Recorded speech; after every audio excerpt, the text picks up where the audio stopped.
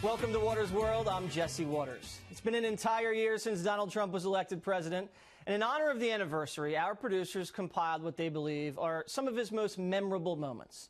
Joining me now is host of Michelle Malkin Investigates on CRTV.com, Michelle Malkin.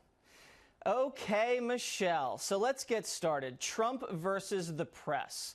We caught wind of this soundbite from one of the people over at MSNBC. Let's take a listen. The people that have prospered the most while Donald Trump's ratings have collapsed to record lows are his enemies. The New York Times doing better than ever. The Washington Post doing better than ever. Networks doing better. CNN's doing great on revenue. We're doing great. I mean, all of the people that he's attacked seem to actually be doing quite well. Donald Trump has been great for the media. All right, Michelle, maybe the ratings are going up, but their credibility is going way down. How do you see it? Yeah, well, I love watching this self-delusion in action. It really is fascinating from a psychological perspective. And I think that what Donald Trump has done most effectively is expose the media bias that so many of us who are journalists and out of the closet as right-leaning have tried to expose for the last 20, 30 years. Yep. Listen, I mean, you could do PhD dissertations on liberal media bias until you're blue in the face. But it wasn't until Trump came along, and I think more effectively than any other Republican politician, was able to poke them in the eye and use social media to expose their false narratives. Look, I've got kids, and admittedly, I am conservative, but I certainly have not imposed my ideology on either of my kids, and they use the term fake news in an unironic way because of the effective repetition of Donald Trump. Right, and I think he's done really long-term damage to some of these brands, especially CNN, who I don't think is ever going to recover from the fake news moniker. Let's look at some of the highlights from Trump's rumbles with the press.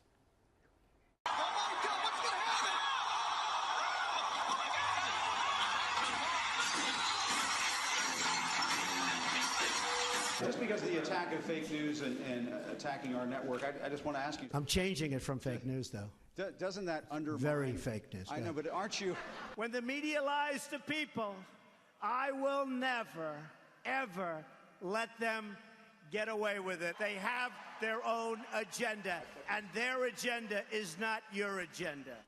The press has no sense of humor. He just retweets this funny video of him body slamming a CNN logo, and they think it's an attack on the First Amendment. I know, and they're ready to go to international human rights tribunals. I mean, the self-importance and the narcissism of the media, too.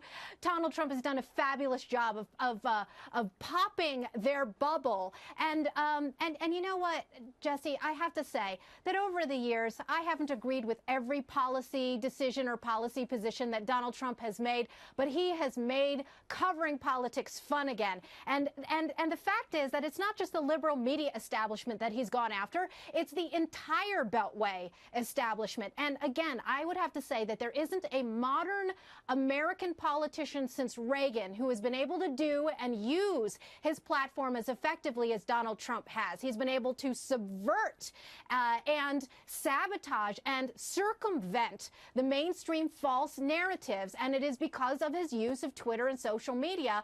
And that, again, that effective repetition that he does. And by the way, this is not messaging by committee, Jesse. This is what's so important. He doesn't have to wait for 10 speechwriters and 50 media consultants to tell him what to say. And that's what I love about him. No, he's lethal. And I think that's why the press is so discombobulated, because he's so effective and it's driving them crazy. Let's look at some international news here. This is the president on the North Korean dictator. Go. Rocket Man is on a suicide mission for himself and for his regime. The United States is ready, willing, and able, but hopefully this will not be necessary. Now we have to update this. It's now Lil Rocket Man, L-I-L, Michelle. Yeah, like a rapper, you know, like Lil Jon or Right. Lil Wayne. Right. I love it. You know, Donald Trump, of course, was in the milieu of Hollywood and pop culture.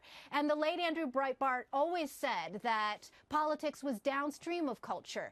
And I don't think that there is a Republican Party figure who has been more immersed in that culture than Donald Trump. And of course, it comes with both liabilities and benefits. But the benefit is that he's able to penetrate a world that the Republican Party and the fuddy-duddies in the Republican Party have always paid lip service to wanting to reach out to, but have never been able to do it effectively. That's the word. It's penetrate, right? Michelle. He's able to penetrate Yes. because of his expertise in branding. He did it with Crooked Hillary, with Lyin' Ted, and that just goes right into the bloodstream, and he does it through Twitter, and Lil Rocket Man is a great example of that. Let me show you some pictures now, which were used as lies.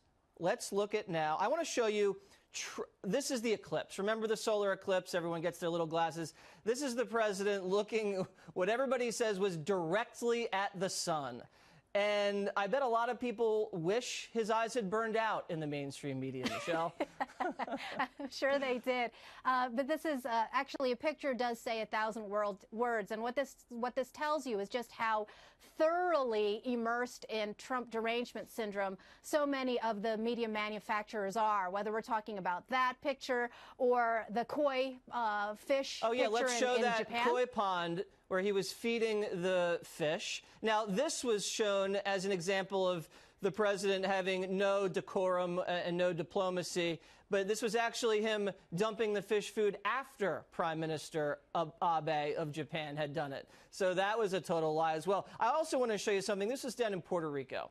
Do you remember after the hurricane, he went down there to offer some relief, and he was, I guess as a basketball player, throwing jump shots out of the paper towels to the people in the back. Now, this was used to make the president look like he was trivializing things. But in fact, Yes.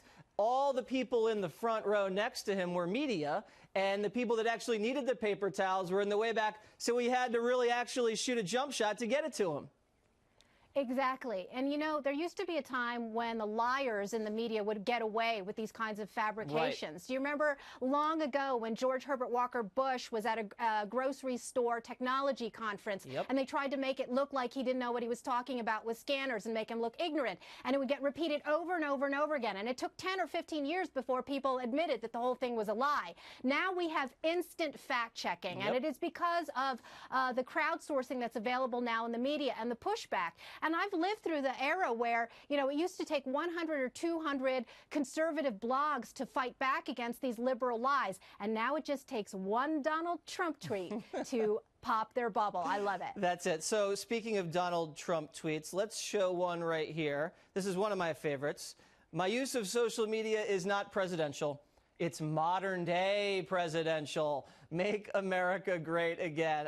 You know, that's just, it just totally threw everybody out the window. And what I also love is when he goes, this might not be very presidential, but, and then he'll say like, Fat Michael Moore's Broadway show bombed.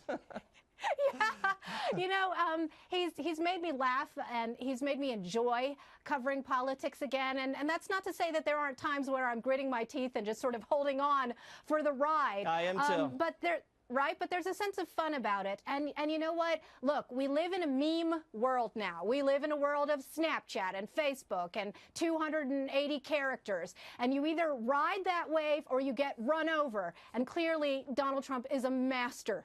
He is. And I hate to end this on a sour note, but this Russia investigation has clearly dominated the mainstream media, at least for most of the year, beginning in the spring when Mueller was appointed special counsel. This is the president tweeting about it.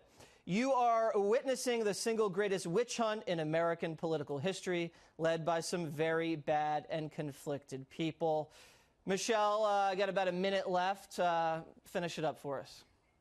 Well, I think the bottom line here is that Donald Trump is absolutely right about at the end of this year, what do we have here? Not only do we have at the end of this investigation a nothing burger, it's not even a nothing side of fries, okay, Jesse?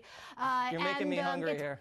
Right, I know. And it's part of that mania of the liberal media themselves, so guilty of hypocrisy on their position on Russia when they overlooked all of the national security concerns that Hillary and Bill's Clinton cash machine brought to the table. But they're not going to give up. And that's why I think it's more important than ever that Donald Trump double down on the kind of circumvention tactics that we've been talking about this entire segment, and getting ahead of and in front of and around this propaganda machine that calls themselves liberal journalists. Okay, Michelle, thank you very much.